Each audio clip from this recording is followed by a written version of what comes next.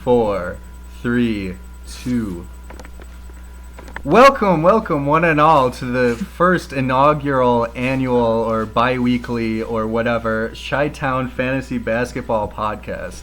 I am your host, Smokey Q Rivers, and joining me today, as always, are Daniel Favela.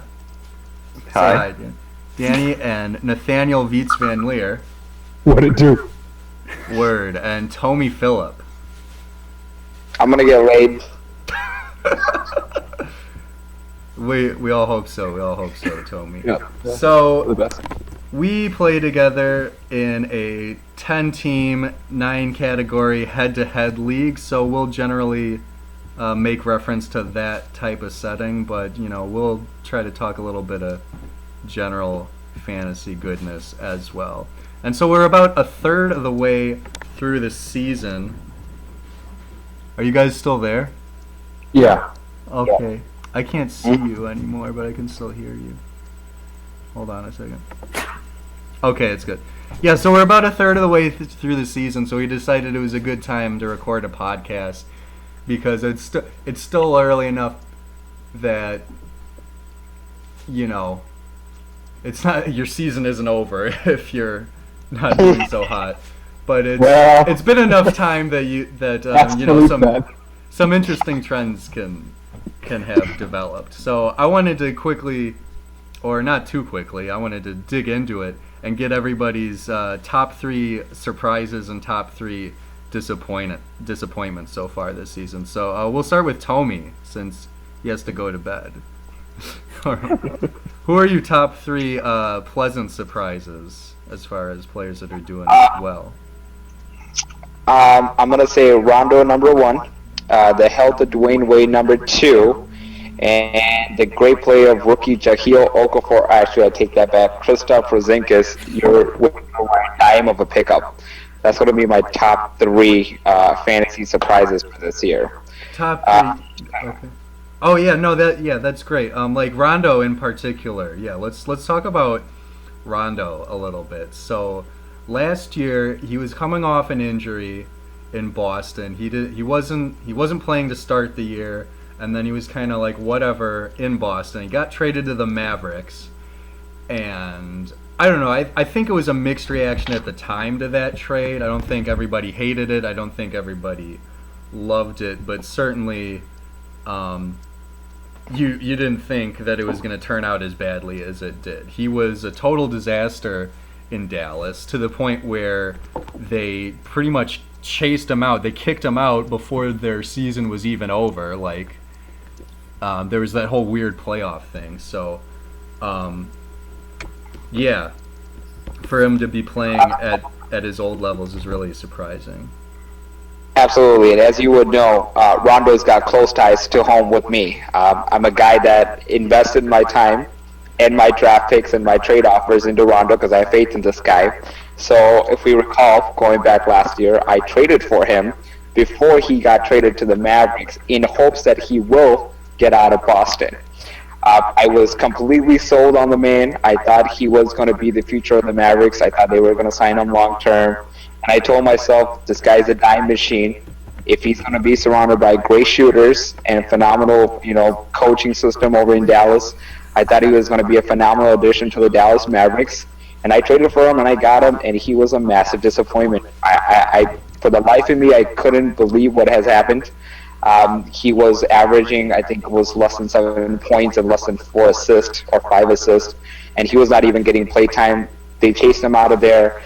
And to me personally, the reason that he's such a surprise this year, if he couldn't survive in a great system like the Dallas Mavericks, and I thought to myself, how in the world is he going to survive in a corrupted-ass environment like the Sacramento Kings, where anything from management down to coaching to players has got serious psychological issues.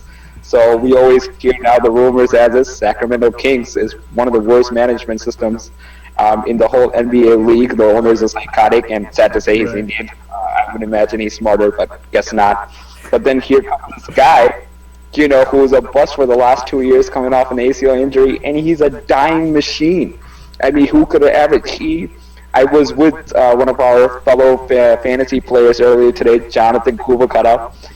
or as you guys would know him, Anti-Indus, and he was talking about how his Ronto's 19 assists, not for the week, 19 assists from yesterday single-handedly murdered that category. Who would have guessed? So here we are, Rondo, I think one of the crazier surprises of the year, and he is outperforming more than any of us could have imagined. And then to think one of our favorite players, or one of the more, savvy veteran players decided to trade him for Chandler Parsons, who doesn't even average 10 minutes a game, and also doesn't play many games. That's a whole other subject. We won't get into that.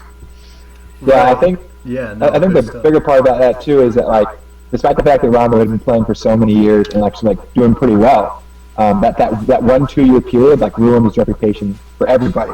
I mean, even the concept of Rondo basically going undrafted, at least in our league this year, and that wasn't necessarily an uncommon thing that happened in ESPN at least. And then to actually have been offered for Jeremy Lin before the season even began is ridiculous when you think about how consistent his numbers were before he went to the Mavs. And so just in that very short period, despite the fact that he was a veteran, despite that he was a proven assist giver, he lost that all. And I think that also shows that in fantasy how quickly you are to just change your opinion of how good a player is or how good they can be. No, you're absolutely right, Nate. Yeah, people forgot overnight just how good Rondo used to be. And part of that is after the injuries and the age. He's not too old, 29 years old, but after those injuries, getting up there in age-ish, maybe people figured, well, we've probably seen Rondo's best days. But he's really cranking it out. So as far as the player rater goes, the free throw is still an issue, the turnovers are still an issue, but he's coming in at 50 on the player rater, which is pretty good considering he went undrafted in a lot of leagues, ours included. He's averaging 12.5 points, 6.7 rebounds, and 11 assists to go with 2 steals and almost a three-pointer, which is pretty good by Rondo's standards. So, Danny, what do you think about this? Do you think he's going to keep up numbers like this, or do you think he's going to turn back into a pumpkin at some point? Considering he had 2 years where he kind of just dipped off the radar, I mean, he's had injury issues in the past. You also have a competing point guard in Darren Collison who did pretty well last year. Yeah. When you take into account those factors, I mean, there's a large risk there with Rondo, whether he's going to be able to keep it up. But, I mean, so far for a pickup, I mean, you just got to keep riding him. It seems like they're playing him heavy minutes. I mean, he had a couple stretches where Darren Collison was hurt, where he was playing the entire game. So it seems like George Karl is pretty sold on him. Yeah, that's something a lot of people pointed out. Darren Collison's pretty good, and if Rondo's hurt or if he sucks or if he's a jerk, Darren Collison's going to come in and take those minutes. It didn't really happen yet, but at the same time, they can play next to each other, we're discovering. So, but it remains to be seen. Let's do a trade scenario, just with some nearby players on the player rater. We're not trading for Chandler Parsons, are we? No, we won't use Chandler Parsons as an example. He's not really showing up on the player rater because he doesn't get enough minutes. Oh, we're declining that trade. But at 53 on the player rater, we have Jeff Teague. If you were offered, oh my God! If you were offered Jeff Teague, let's say you own Rondo and you're offered Jeff Teague, are you doing that? Yes. Hands down. I mean, it's just a matter of I guess safety. I mean, Jeff Teague has consistently been top 50. He's going to finish top 50 again this year. You know what he's going to give you year after year. I mean, the last couple of years he's gotten better, but it's just that kind of safety you have to take it over Rondo, which you don't know if in a couple of weeks or a month he's in the doghouse and he's not playing or starting. Yeah, exactly. Unless I would probably take that in almost any scenario unless I just really needed assists super bad. But yeah, I suppose most people do. What about Rajon Rondo for DeMar DeRozan?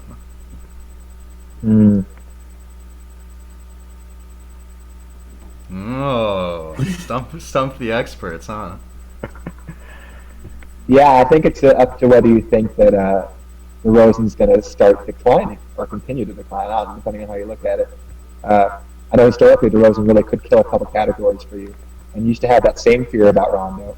But for some reason this year, that's also down. Like, he's not taking enough free throws to really damage you. And he's having a couple 50% nights, which is kind of also ridiculous. So I think it depends on if you think that even for this long-term season, if DeRozan's going to hurt you less than Rondo. So I don't know. As much as of a fan I am of Rondo, I'm going to take the pass on this one. I actually see DeRozan improving this season. Obviously, Kyle Lowry's on my team, so I've been following him pretty closely. Yes, he had some bad games, DeRozan that is, but in the long run, I think he shoots the ball pretty efficiently. He's a great free throw shooter. He's a scoring machine. He's relatively healthy for the most part, and he plays hard. You can almost always guarantee that he's not going to get arrested for a drunken bar fight outside on a Friday night and still be able to play. And I also noticed that he's been more of a team ball player recently, and he's been getting a lot of assists, sharing the ball, and he plays both hard on the defense and the offensive end, so he's getting a couple of steals. So I'm going to take the up on DeRozan and pass on Rondo, even though Rondo can dominate two cats single-handedly with steals and assist status, and not to mention he can contribute a lot to the rebound cats, and he's almost like a machine potential at least. All right, so DeRozan for Tommy. Yeah, DeRozan's having a solid. He's a little lower than Rondo on the player rater, but 21 points, 4 rebounds, 4 assists, and a steal, and some big free throw, some high volume, high percentage free throws. So they're two pretty different players. For me, that would probably come down to team needs. Yeah, cool stuff. So another player you mentioned was Dwayne Wade, another player who's kind of back from the dead. As much as we're seeing players like Kobe and Paul Pierce and Kevin Garnett kind of fading, or maybe fading's not strong enough of a word in Kobe's case, but on the other hand, some players like Dwayne Wade, who are getting up there in age, are still going strong. So what do you guys think about that? Do you think... I think so far this year Dwayne Wade's just missed one game. I'll double check that, but how do you guys feel about that? Let's over-under on, let's say, 10 missed games for the rest of the year. You taking the over or the under? Over, for sure. He's going to rest about 10 games probably this year. So then, assuming he's fully healthy all year, he'll kind of be at that. But, I mean, you look in the past, I mean, his game consists a lot of driving in. I know now he's trying to shoot more as he gets older, but he's just always battled various injuries. They haven't been too serious in the past couple of years, but I could easily see him missing a couple of weeks here and there. And the issue with him, it's, he's going to miss so often that you put him in your lineup one week, and then what if he goes out on a Tuesday, misses a couple games? I mean, that's going to be fairly common. I mean, it's one thing if you know Wait, a guy... Nate, say it. I know you wanted to say it. I said it, guys. On a Tuesday. On a Tuesday. That's Daniel. Sorry, keep going. No. I mean, that's pretty much it. I mean, the risk of just... You don't know if he's going to finish the week for you. When you set your lineup, having a guy just go out midweek, that could be just devastating. And that's the reason I've never owned him, because he's just, last couple of years, he's always an injury risk and a risk to rest. Yeah, I think that's a good point. I think it actually makes a huge difference whether you're playing in a weekly lock league or like a daily moves league, because if it's the latter, then you can just sub him out and for the games that he is going to play, and sub in other people on the days when he happens to be sitting. But if you're in a weekly league and however many games you're getting at the beginning of the week, that's the most you're going to get minus whatever games people miss. Dwayne Wade is kind of a poison pill. Right now, I was looking up his numbers. He actually has pretty similar numbers to DeMar DeRozan. DeMar was at 21, 4, and 4. Dwayne Wade is at 18, 3.5, and 4. Wade has the edge in steals and blocks by a fair margin, not too much, but kind of similar players at this point in their career, except Dwayne Wade still can't hit free throws. And who was the other player you mentioned, Tommy? Your boy, Christoph. Christoph? We gotta talk about it. How can we not? We gotta talk about Porzingis. This guy came absolutely out of nowhere. I saw on ESPN the other day Tom Haberstroh talking about Kristaps Porzingis. The numbers were 13 points, 9 rebounds, 2 blocks, and I think 2 3-point attempts per game. Those are numbers that Porzingis is putting up right now. Do you guys know how many other players in NBA history have done that? Their rookie year or At all? At all? No. Somebody's got somebody with center eligibility. I mean, who are we talking? Who the big guy? Does Box do those numbers? No, nope, never. It's never been done. Chris Bosh, I don't think has ever. He doesn't block enough. I mean, you he's have never the averaged. dilemma of like some players, the people that shoot threes normally don't block, and vice versa. So that's probably why. Yeah. So from a fantasy standpoint, that's a pretty nice combo, the blocks and the threes. Probably the only more rare combo to get in bunches from the same player would be like blocks and assists, I would say. Because nowadays you have players like Timmy D. Exactly. Joakim Noah, vintage. Joakim Noah, yeah. But even then, like Tim Duncan, it was never giving you more than like 3 assists a game, and Joakim Noah, I guess he had some decent. I'd have to check. I don't feel like he ever was the most prolific shot blocker, but he was probably around 2 at some point. But the year that he won Defensive Player of the Year, I think he was leading the Bulls in assists and blocks. I think he was among the top blockers in the NBA. Right, and that's the other thing. It took him a while to get to that point where he was averaging That's true. a ton of assists. But let me just double check that. So, don't mind my cat. So yeah, he was up at 5.4 assists and 1.5 blocks. So, and the year before that, he was at 4 assists and 2.1 blocks. So that's a nice combo. But yeah, but anyway, back to Porzingis. Yes, he's been a nice surprise. I certainly didn't really expect this from him. I kind of picked him up on a whim. I was probably dropping somebody like freaking Gorgie Dang, who's turned it around lately, but was like getting like 10 minutes a game at that point.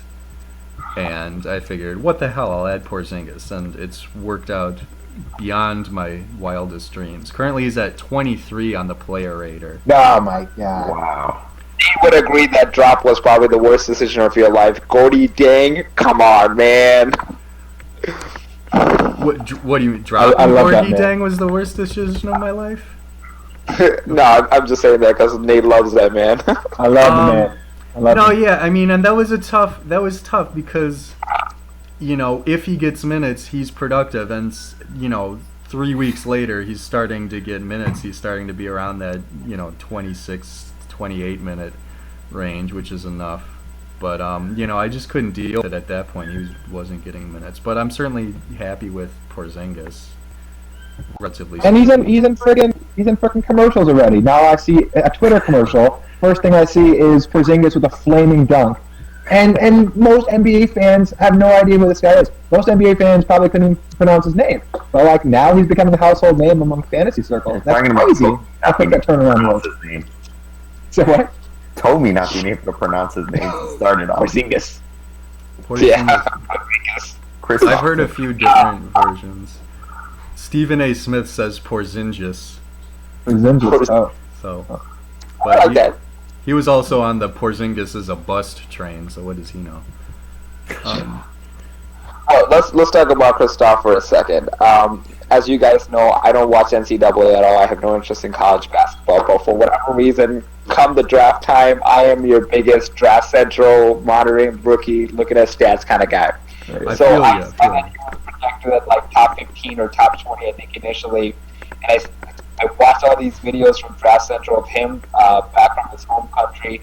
This guy was nailing free throw line like money after mine from the free throw. He was knocking down threes 4 or 5 in a row. And I'm thinking to myself, my goodness, this guy's like over 7 feet. He's scrawny, he's lengthy, but he's so agile. I'm thinking about something. He can if he can keep up his health and fight out some of the big guys that play his position in the NBA, he could be potentially good. And lo and behold, come the draft night, New York Knicks pick him, and this man is absolutely being harassed by New York Knicks fans, and shame on them because they don't deserve him. They don't deserve him. They do not deserve him. Like, how are they? I don't even understand. Like, I don't. Why were they even so mad? I mean, there must have been like a specific guy like they wanted. Like, was it Moutier or Winslow, or like I don't even know. Like, how could they be so convinced of that though? At that point, I mean, it's such a I don't know. The Knicks fans just like to boo every draft pick, and that's who they are. Do you think would they have booed if they had the number 1 overall pick and they picked Karl Anthony Towns, who was like the consensus pick? Were they gonna boo him though?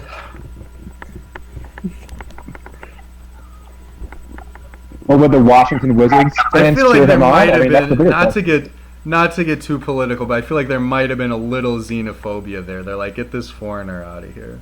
Just some wild speculation on my part. But let's stick to the game. So some trade scenarios. Kristaps Porzingis currently at 23 on the player rater. Would you rather have Porzingis or another guy with a fun name, Giannis Antetokounmpo? Oh my gosh! Don't tell that to Tommy. Oh man! Oh my God! I'm gonna get out of bed. I'm gonna get out. Some fighting words. So we know Tommy would pick Antetokounmpo, but why? Why would you do that? Honestly, I'm gonna go ahead and stop you and correct you. Unfortunately, as good as my boy Giannis is in this bin, I don't think he's better than Kristaps. I mean, Kristaps, for a rookie, he's putting up phenomenal numbers. That's one thing. But from a fantasy point, he is a fantasy machine. Giannis, maybe later, sometime later, we're going to talk about some of the disappointments, my top 3 disappointments. Giannis is one of them for this year. Because I thought Giannis was going to be over the top. He was going to take it to the next level this year. This was his breakout year. And I'm just not seeing it. I'm not seeing the consistency. I'm not seeing that aggressiveness that I expected to see from him. So I'm picking Kristaps and saying bye-bye to Giannis. I don't want to be in Milwaukee. Nobody wants to be in Milwaukee. Who wants to be for the Bucks? Nobody. That's interesting. I think up until about a week and a half ago, Giannis probably would have mostly been on pleasant surprise lists, but he certainly has dipped, at least with the scoring, a little bit lately. But we can get into that more in a minute. I just want to throw out one more trade scenario. And actually, I actually own Porzingis, and Daniel, this is a player you own. Would you take Kristaps Porzingis for Blake Griffin? They're only 7 spots apart on the player rater at the moment. Can't do it. Can't do it. I mean, Porzingis has been really good, but I mean, this is the year. I mean, Blake has actually been a pleasant surprise because I mean, most years he tends to come with a lot of hype, and there's kind of the disappointment.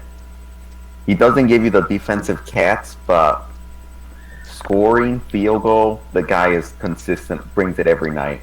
You know you're going to get good field goal. His free throws are respectable now. Get you the rebounds. Even recently, he started to pick up a little bit on his defensive stats, but I would have to stick with Blake. Not to mention, he drops some dimes. That is fair. Dimes, though. That's definitely fair. Yeah. The dimes. I think he's close to 5, like 4 to 5. Like for a big man, that's really good. So yeah, 5.0 exactly.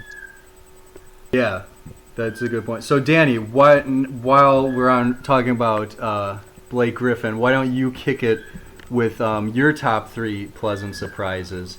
You guys keep it going for a second. I gotta get something. All right. So my pleasant surprises, if I could find which one's like. First off, it's got to be Dirk. I mean, this guy, last year he was pretty washed up, and I mean, you figure he's gonna keep declining. You look at him; he's not very mobile.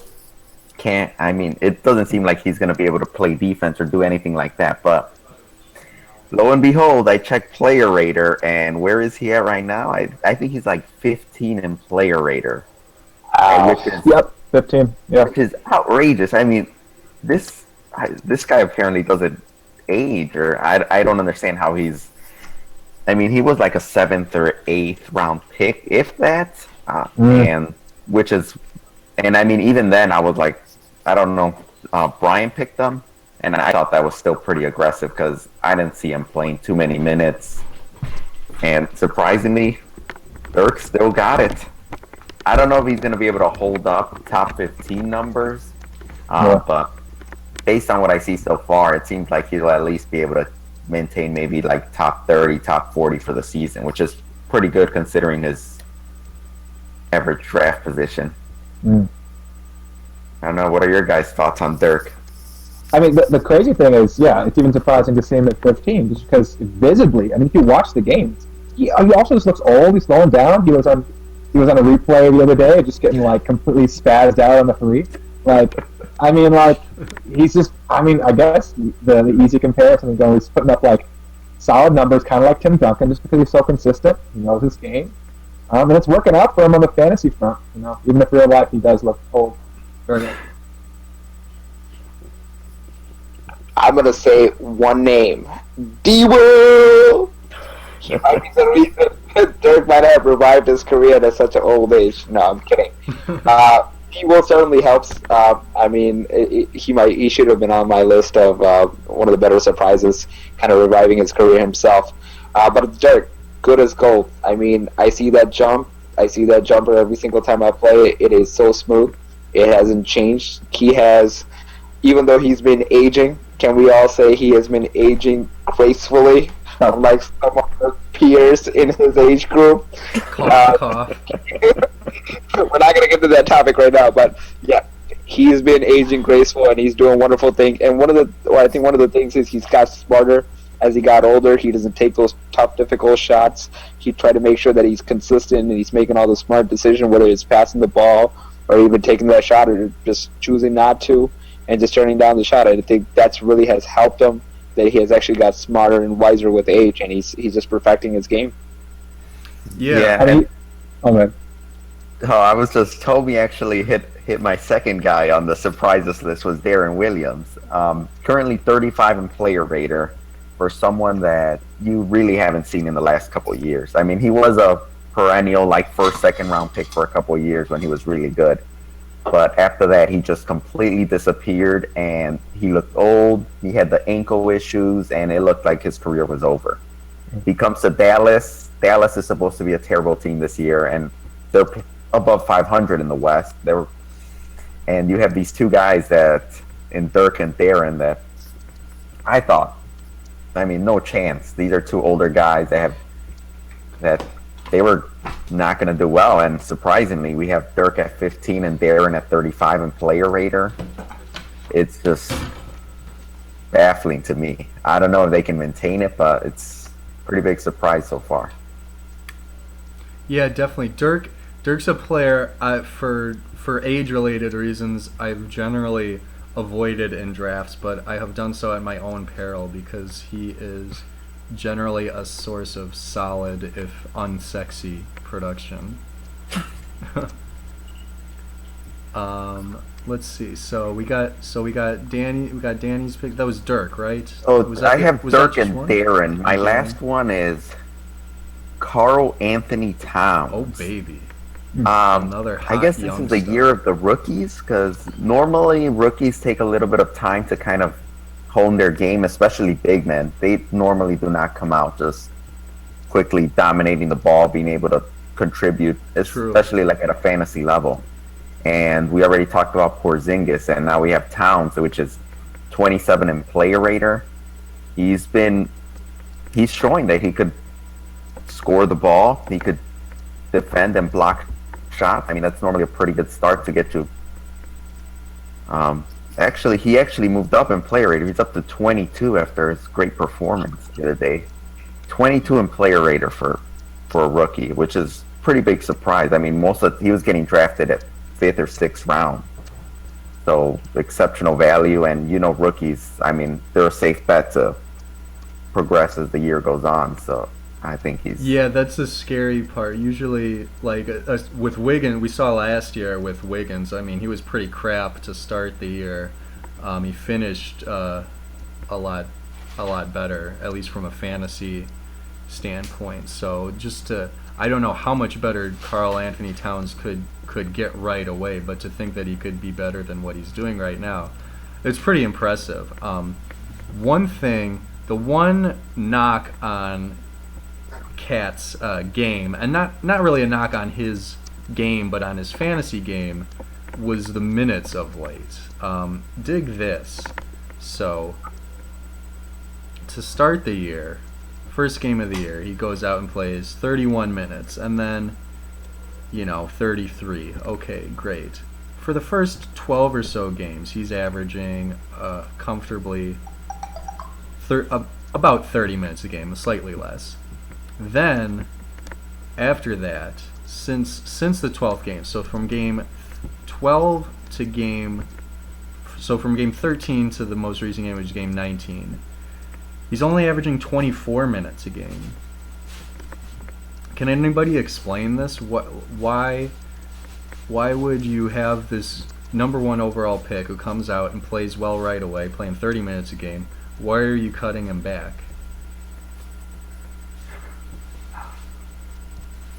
I mean, part of it, I mean, they have a pretty loaded backcourt. I don't know if like Gorgie Dang's emergence has kind of hurt his minutes slightly. But I know one of the things they talk about, well, it wouldn't happen this early, but college players are used to playing like a 30 to 40 game schedule. Right. So that's why most of them tend to hit the wall. I mean, I would expect that later on, but I mean, right now, I think it's just rotational issues. The coaches, they have quite a few people. I mean, you have Pekovic that is out in that team. So I mean, what happens? He's coming back, baby. So he's gonna come back. big That's just things from gonna him. like what's gonna happen. Like I mean, ultimately, this guy's the future of the team. Him and Wiggins. So if I were the coach, I mean, you gotta this guy, you gotta play him as many minutes as he can handle. And I mean, Pekovic, I mean, we've seen the most he can give. He's role player at best. You gotta just invest in your future. Yeah. Part of it might have been, now that I'm looking at, part of it might have been fouls, some of those games, but nevertheless, I'm looking at 2 games in a row where he committed no fouls, and he played 22 minutes in one and 21 in the others. So it's a little weird, but I think in general you're probably going to be pretty happy with Karl Anthony Towns if you own him. This was a trade scenario I should have mentioned earlier, but it is apt now. Karl Anthony Towns for Kristaps Porzingis. Nate, what do you think? I think for who do I have?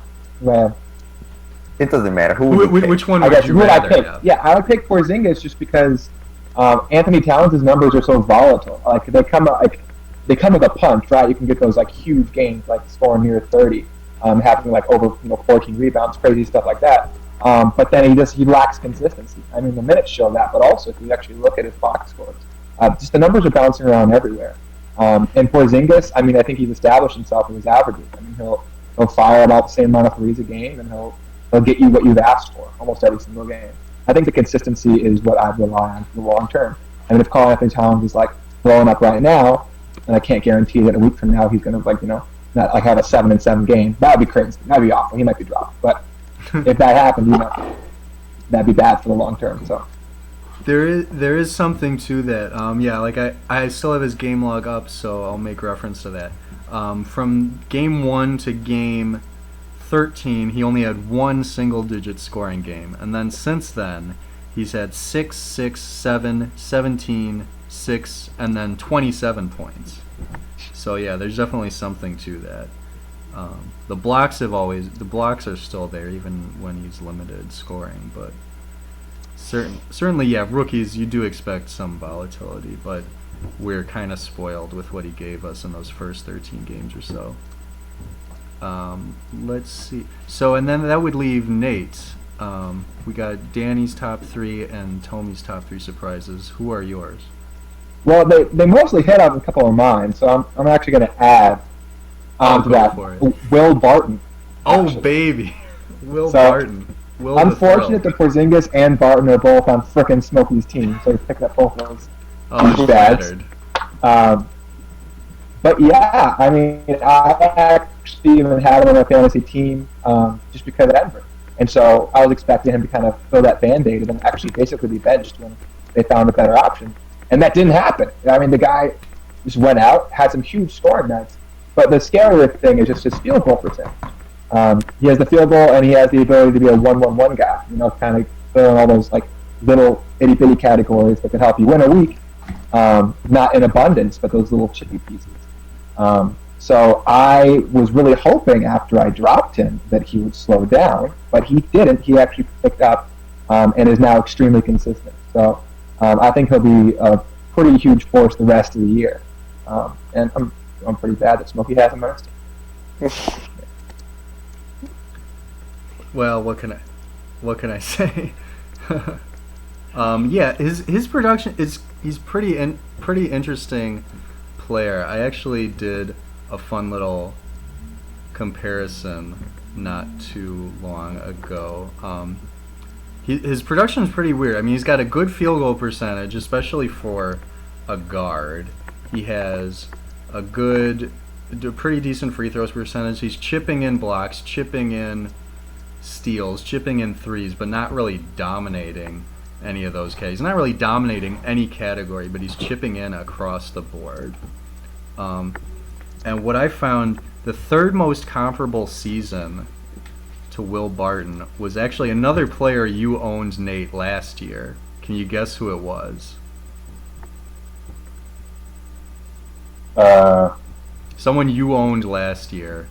Last year. And who was also kind of, I'm pretty sure he started the year on waivers, but you picked him up and he was pretty much like a top 50 player the rest of the way. Covington? Not Covington. He is kind of similar too. He's also someone people are expecting to turn back into a pumpkin, but no, not Covington. Yeah, I have no idea. Who is it? Chris Middleton. Oh, okay. Chris Middleton, pretty similar when the 13 points, 4 or 5-ish rebounds.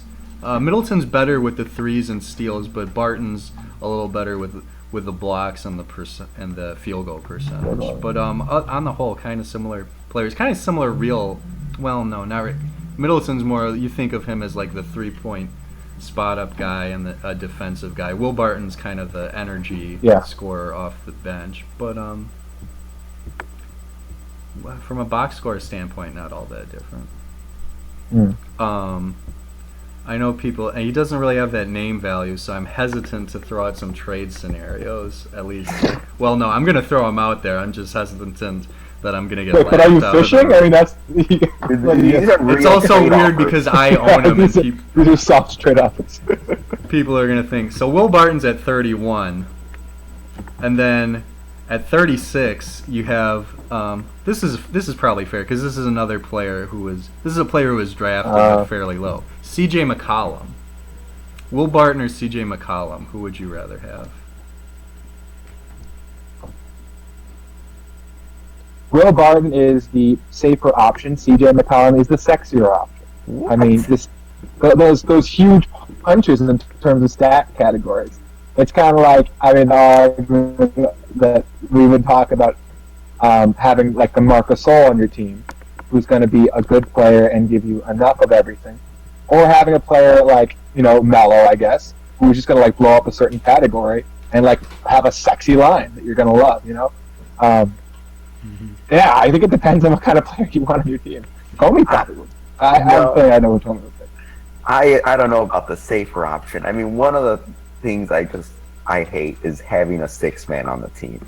I mean, I don't know if Barton's actually taken over the starting job, but for the longest he was just coming off the bench, and that just comes with a lot of risk. He still is, actually, yeah. He still is.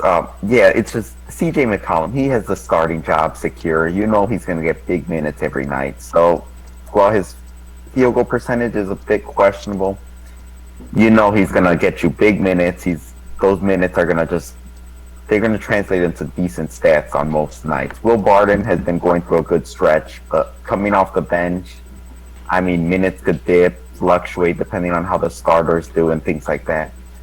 I don't see him as that safe of an option. Just the fact that he's coming off the bench, and certainly, and certainly more was expected of C.J. McCollum coming into the year. He's I think he's done better than most people expected, but people were expecting that C.J. McCollum was going to go out there and hit some threes and have some big scoring nights. Probably they weren't expecting him to average 20.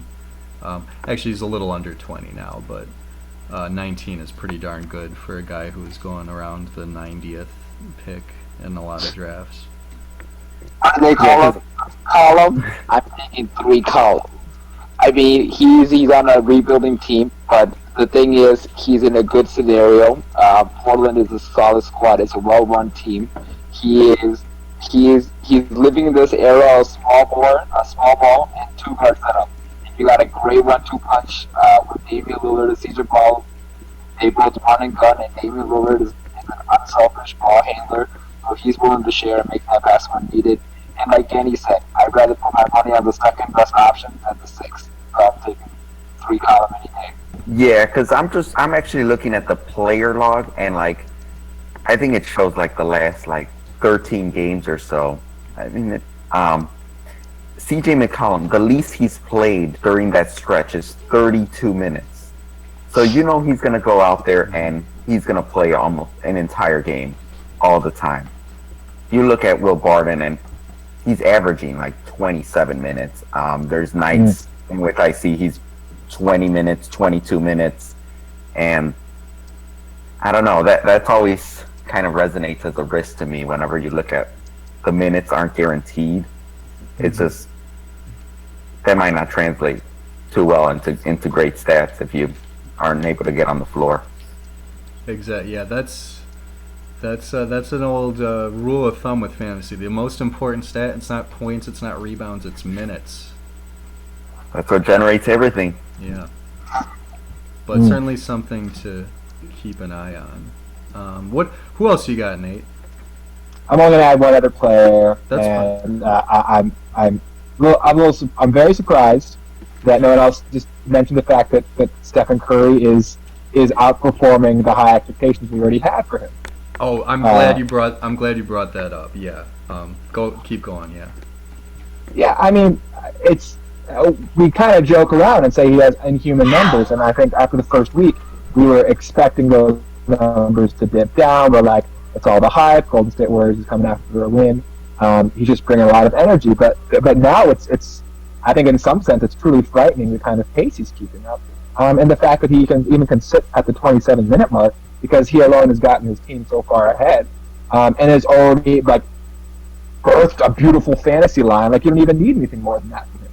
Like, you know, so yeah, I was really hoping he'd slow down, and now I'm not so sure he will. To be honest, I was gonna bring him up, but I would feel it was kind of like loading since he's on my team. So I wanted somebody like you, Nate, to bring him up. Okay. But I mean, yeah, you're absolutely right. I think Stephen Curry, I don't want to put him on my surprise list. Is anybody surprised? No. Is everybody surprised what he was doing out on the court? Yes. But I mean, you expect anything from him, but he is up and beyond, above and beyond, and it's unreal. And like Nate, like you said, I expect him to slow down, and I still do. 22 games into the season, he hasn't skipped one. He's been playing well over 30 minutes just about every game, back-to-backs, you name it. You know, he's ready to drop 40 back-to-back and no issues there. I mean, what we're looking at is something amazing, and I really hope that he can keep it up. And if he does keep it up for the entire season, Jesus, God bless. It might be one of the phenomenal seasons, not just in fantasy, but in the whole NBA that one individual might have had. So, history. Yeah, it really is. So, let's play another fun little over-under game, or higher or lower type game. So I see these numbers are not including today's games, but I see Steph hit 5 threes a game, 5 threes today. So that's about in line with his average. He's currently averaging 5.3 three-pointers per game. 5.3. So, is Russell Westbrook averaging more or fewer three-point attempts, not makes, but attempts, than Steph's makes?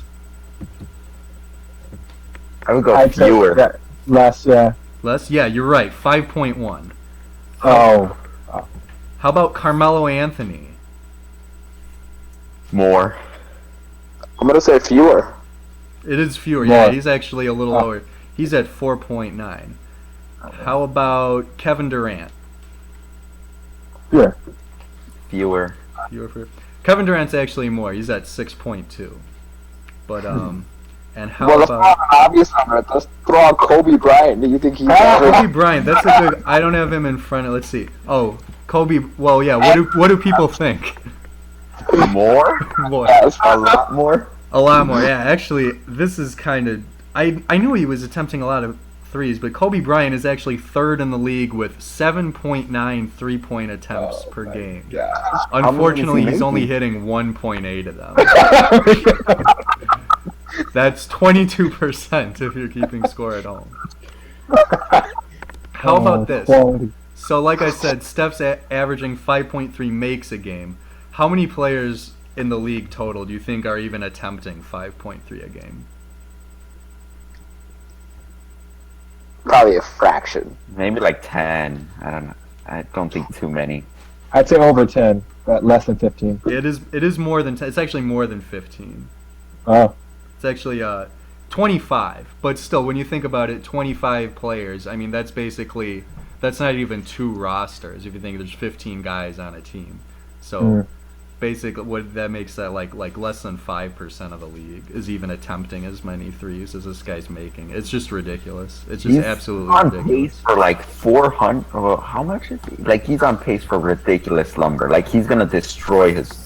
He already holds 1 and 2, and he's gonna probably beat his prior record by like 100 threes. It's unreal. Or even just look at the player rater. The fact that he's he's at 22, and the second place is 14, which is Kyle Lowry, which is also interesting. But yeah, I mean, you can have 2 first-round picks combined, and they might not necessarily get the same value that Stephen Curry has right now. Like it's domination. It's been truly wild. I mean, the NBA is always top heavy, but you never see one player just be so much more valuable than the second best player. It is wild. So, do you guys want to keep going with like disappointments? We've been going for a while, like probably 45 minutes, or we can just wrap it up with like a fun little waiver wire thing. I'd say one disappointment. One disappointment. One disappointment each. Okay. Oh, and I'll go. I'll give my. I didn't give my. Just in the interest of time, I'll save my own surprises for another time. But kind of rapid fire. Danny, who's your big disappointment? This I did primarily because I was actually about to draft this guy in the second round, Gordon Hayward. I thought he was one of the safer picks in the second round, and to my surprise, I mean his numbers don't look terrible, but I guess his percentages are pretty bad, and he's 96 in player rater. For someone that you're expecting like to be third round, like in the 20s, I was actually pretty shocked because I thought he was one of the safer bets. I mean, he's the main guy on the team. He's going to be taking the majority of the shots, him and Derek Favors, and so it kind of took me by surprise when I was looking at player rater that he fell so far. Yeah. It looks like he went up with yesterday's good game, but he's still only at 83. I guess when we looked before, that didn't include that game yesterday where he pulled off 22-5-5 and 2 steals. Trying to prove me wrong or something. Yeah, it does seem like he's been picking it up lately. In his last 5 games, he's had 33, 17, 24, 24, and 22 points. So that's on the uptick. And he's had, he's had multiple steals in 4 out of 5 of those games. So it does seem like he's turning around. But yeah, it's been a rough start for Gordon Hayward owners. Is it too late to buy low? The window might be closing a little. You might be buying medium now. But what about you, Tommy? Who's your big disappointment so far? All right, people are gonna start screaming about this, but again, I'm just picking at things right now. Just lay it out there. I'm gonna go and say Anthony Davis. Wow. Oh, okay. That's cold. Guys, stop harassing me. Look, honestly, this was the year we came to this season. We said Anthony Davis by far and above the best fantasy option. We saw him work out. He put on some pounds. He looked stronger. His threes were dropping. He was supposed to be a beast. Alvin Gentry took over coaching. Phenomenal coach. You said, you know what, the Pels, they're going to be somewhere because Anthony Davis is the next superstar to be in this league. And here you have this guy. He had one too many injuries, constantly being carried off. I don't understand. He's never really got hurt. And you look at his stats. It's not really as impressive. Honestly, I think his stats were better last year. I know it's really early in the season, and I know I'm picking at small things, but honestly, 22 games in, roughly 20-some games in, he hasn't really been that impressive. Honestly, the owner of him on the fantasy team has been suffering, probably more due to his stats than anybody else's, because when you have a number one pick, you expect him to perform at a certain level, and he just hasn't been doing that. He hasn't been consistent at nights. He's not really getting all those blocks he did last year. Last year, he was dominant. He was scoring, rebounds, blocks, and that was his category to own. Just hasn't been the same this year.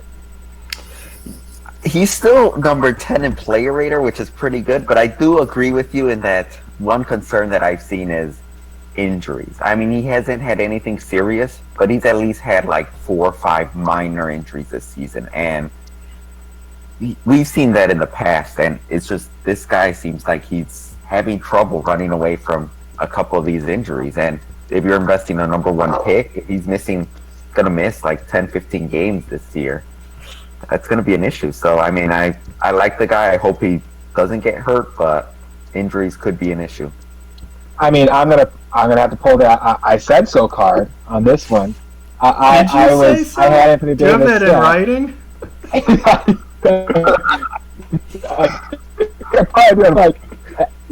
I think his average is something around playing 67 games a season. So already, this is a guy who's missing multiple games. And in a certain fantasy league, that could already hurt you. I had him in the playoffs last year, and those games hurt me. And understandably, injuries can happen any time in the season. But when you have a player like that, he becomes a high-risk, high-reward player instead. He's still at number 10. He's still doing good stuff. But, fantasy is a game of numbers, too. And if your number one pick in a good matchup only plays 2 games instead of a 4 game, that you could easily lose that contest. So. Yeah, and that's definitely fair. And insofar as he's continued to be haunted by injuries, I wouldn't say, luckily he hasn't missed huge time this year so far. But on the other hand, look at a player like Steph Curry. Like, he was injury prone until he wasn't. Now that was a few years ago. He was kind of worse. I mean, he missed huge chunks of time. He played way fewer than 60 games. Those paper angles. Suddenly it's back, and I don't want to talk about it, but God forbid. I mean, something like that could pop up at any time. We all hope not. Hey, but, can everybody knock on wood right now? I mean, you're talking about Steph Curry. Yeah, I just punched a hole in my table. But the main thing with Anthony Davis, I mean, injuries are injuries.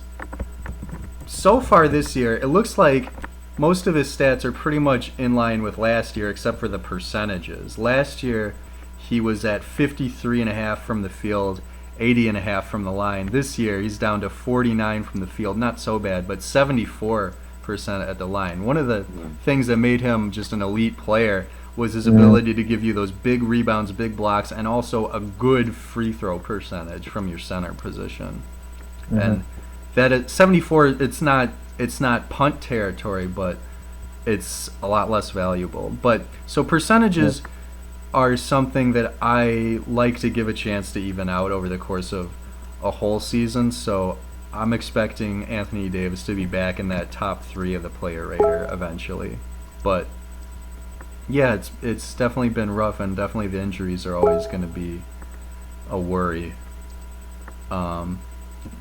see. My big disappointment has got to be this little fella named Danny Green. Speaking of percentages and giving people the benefit of the doubt. This is someone, I'm surprised I never owned this guy before. He seems like exactly my kind of player. His production is like not sexy. It doesn't jump off the page at you, but you scroll down the player rater and there's this guy there who's averaging 11 points a game, but he's giving you 2 3-pointers, a steal, and a block, and somehow it all adds up to a decent fantasy player. That's not what we've seen this year, though. The steals are down from 1.2 last year to 0.7. The blocks are down from 1.1 to 0.6. So half of each. That's like a whole stat, like, gone. And the field goal percentage just absolutely in the toilet. It was not really a strength because he shoots a lot of threes. He was at 43% last year. It's absolutely in the toilet at 32%. So he has been by far the biggest disappointment to me. Last year he finished surprisingly well. I mean, I thought he finished 13 in player rater last year, which is surprising for a guy that, I mean, he's considered a role player on the Spurs. Yeah. So I mean, it was pretty surprising that he was able to finish that high, and for him to dip to whatever he's doing this year, that is pretty surprising. Yeah. And I think in a head-to-head format, I think the player rater likes him because he's not really hurting you anywhere, but he wasn't really elite anywhere last year besides 3-pointers. Well, those blocks though. The blocks for his position. They were pretty good, but still, like, one a game is not really like an elite shot block. It's elite for his position, but right, yeah. But you still need to be getting, he's not going to win you blocks. So in a head-to-head format, he's a little less. He certainly wouldn't be like the 23rd most valuable player in a head-to-head way. But I thought I was doing pretty okay taking him around 58, but it certainly hasn't worked out that way. He may not be long for this league, but we will see. You gonna waive him already? I could use a small forward. We'll see. Maybe we can work something out. I think we lost Tommy. We did lose Tommy. I was trying to be all smooth about it and add him back, but I'm just gonna add him back. I just need to see this.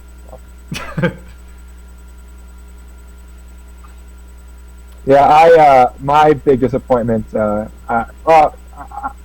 doesn't have to be for someone. For me, it happened to be someone on my team, but it doesn't have to be. Yeah, it happened on my team too. Yeah, Robin Lopez. Oh yeah. Yeah, I mean, I didn't want him to give me some crazy awesome numbers. I was looking for Robin Lopez to be an anchor for my team, like solid field goal, give me better rebounds than his brother. That was the big thing. And yeah, chip in some blocks. And yeah, Brook Lopez is running all over this guy in every single stat category, it seems. On top of that, he couldn't really even average over like 10 and 10. He couldn't give me a double-double. He couldn't give me enough in any category to be usable. And he was dropped, and he wasn't picked up. And it looks like, in terms of the percentages, that's been happening across the entire league. Yeah, don't know what happened to Mr. Consistency. So, well, too bad for that. Mr. Consistency. I've never saw that nickname. I think that's something you made up. But it's not a good nickname. I mean, who would choose that nickname? Tim Duncan. Okay. An old guy would, yeah. That's it. He's still top 50 in player rater. I can't argue with that. Yeah, I can't argue with that. That's chug it along. Yeah, so we're gonna be able to get Toby back in here, or I'm not sure what happened. You saw it. I mean, we called him, but it didn't seem to go through for whatever reason. But he's probably asleep already. He was already in his bed. Well, no, he messaged me. He messaged me and said, "Can you get me back in?" Daniel, I'm surprised you didn't say Lawson. Lawson. We can talk about Lawson for a minute. I tried to block that off my memory. I guess while you try to connect them, let me vent about Lawson. Drafted him late enough. I was like, this guy could chip in some dimes. I mean, maybe some points. I mean, he wasn't going to be the main guy in Houston. I mean, I know Harden demands the ball a lot, but it got to the point where he was games where he would like not even score, maybe give you 1 or 2 assists. It was just unplayable. I have no idea what happened, if that's contributing to Houston's issues, but that man is a bust. I mean, I can't believe it took me this long to drop him. You're trying to trade him first. You know, Gotta do it. For business. it's a business, Nate. That's right. Nobody bid. I was like, all right, let me get rid of Yeah, this. it's back. Tossed. Oh, Lawson was bad. It's really, yeah. I mean, like you mentioned, like you alluded to, you would expect him to have dropped off a bit, just because he doesn't, he's not going to be the man like he was in Denver with Harden there. But this is unbelievable. This is someone who's consistently giving, among the league leaders in assists, and big points. I don't know what happened. Yeah, it's. Can we call it the Rondo effect? I mean, can that be dubbed that from now Is on? it something about Texas? It's like if you're a point guard and you aren't from there originally. No, but then Right. Darren Williams this year is doing okay. So that doesn't hold up. Maybe it's just James Harden. I mean, if you're just another guard, you need to be somebody that just plays defense and does not need the ball whatsoever. And Lawson has always been one of those players that, I mean, his strength was with the ball. He's either going to drive, he's going to be able to drop dimes, but he's not somebody that could stand around in a corner and shoot threes. And it was a bad fit. I mean, looking at hindsight, you could kind of picture like, how's this guy going to fit in the team? And you can kind of see it. But I mean, in the summer, people were raving about this addition. Saying, because they were saying that like James Harden, they had all the stats about like how many dribbles he took per game and like how much better he would be if he didn't have to generate his own shot. If he could have someone slashing and kicking it out for him, giving him some more open threes, and his percentage was going to skyrocket. But what it looked like happened is Harden just held the ball anyway. Because it was still working for him, and it clearly is. James Harden's fourth on player rater. He is not slowing down. All right, so it doesn't look like Tommy's going to be able to join back up, which is okay because we're probably going to wrap up pretty soon anyway. Just one last fun little item. I mentioned this before. I hope you guys are not too hesitant to share this info. But who is the least owned player that you have on your watch list? As in, literally, you put a flag on him and he's on there. That is funny. Let's see. I'll give you a second to look it up. Yeah, let me look it up right now. Oh man, I cannot believe I flagged this guy. I got him. Okay, yeah. Wow. All All right, who's up first? Who's up? I'll go first since it was my idea. Yeah. Since it was my idea, I'll go first. For me, it is Shabazz Muhammad. Shabazz. What's the own percentage on him? Oh, is this Tommy back? Oh, Yeah, there you say Tommy. All right. What's the question? Yeah, that's a good point. So in case you missed it, the question is, who is the least owned player on your watch list? For me, it's Shabazz Muhammad. He is currently owned in 1.3% of ESPN leagues. You must have like a 70-player watch list or I something. don't have that many. Why is he there? I mean, I do hit the limit. There's a limit. It only lets you. I mean, I do it pretty willy-nilly. If a guy scores like 12 points in a game and it was his first game of the year, like, oh, I guess he's hot. He just increased his scoring average by 12. I better put a flag on him. No, not exactly, but I do use it pretty willy-nilly. I run up against the limit. I have to unflag guys. What's the limit, if you don't mind sharing? Yeah, I have 13 on mine. I thought that was a lot. It's something like, it must be around like 25. Whoa. And then it'll say failed maximum players on watch list reached. You guys have Can't never be gotten spied on that? everybody and their mom. I normally try and keep it around 10 because, I mean, I lose interest real quick and then. Yeah, I mean, Yeah, it's not like I check these guys' stats every. Yeah, I mean, it might be more useful if I trimmed it a little and I just had like 10 or so guys that I really followed, but that's the way I use it. But anyway, what about you guys? Who's the least owned player for you? I think my list would have been Willie Cauley-Stein, but I believe he's out for the season, right? That's right.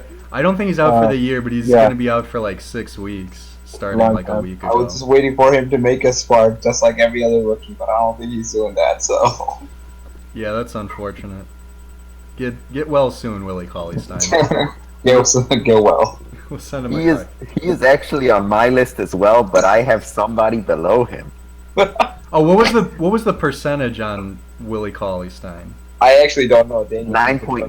9.9. Okay. Oh, So I mean, he's pretty heavily owned. I don't know what I was thinking. I think this was earlier in the year when I was just kind of trying to feel out the rosters and just I had no idea what was going on. But I have Raymond Felton Oh, as someone like to that. watch. I like that. Oddly Wow. enough, I think he's gotten more minutes the last week than he did all year. So, But it It might still be doesn't time. seem like he's ownable, really. Like, I mean, it's just not enough behind Darren. he's coming off a game of 11, 10, and 6 with 2 steals and a 3-pointer. whoa. Now's the Whoa. time. Now's the time to make your move. Looks like he's on my watch list too. Okay.